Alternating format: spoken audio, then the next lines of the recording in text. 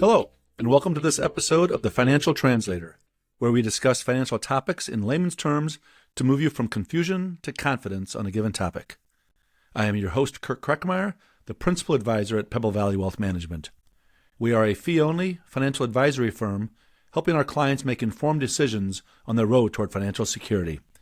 You can find more information at pvwealthmgt.com. Today's show will take a little different path. There's going to be no tax or investment talk, but rather I'm going to read a poem. I ran across this poem years ago, and while it is not directly holiday related, I think it serves as a good reminder of the innocence and excitement of youth.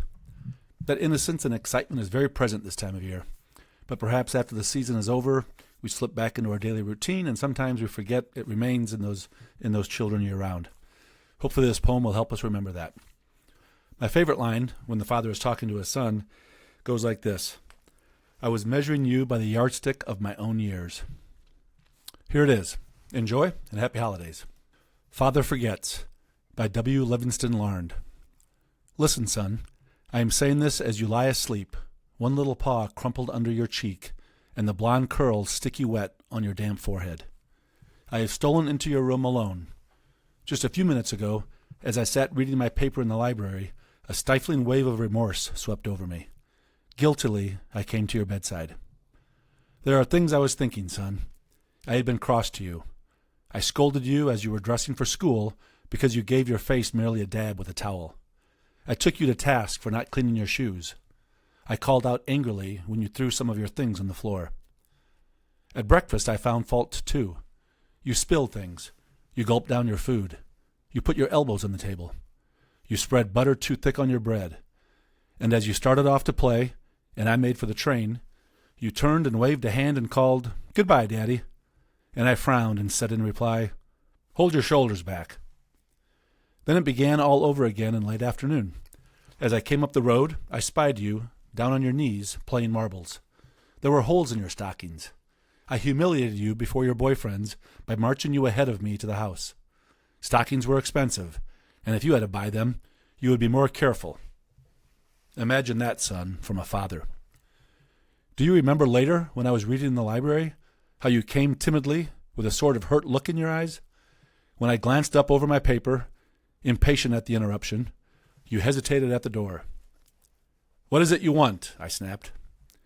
You said nothing, but ran across in one tempestuous plunge and threw your arms around my neck and kissed me, and your small arms tightened with an affection that God had set blooming in your heart and which even neglect could not wither.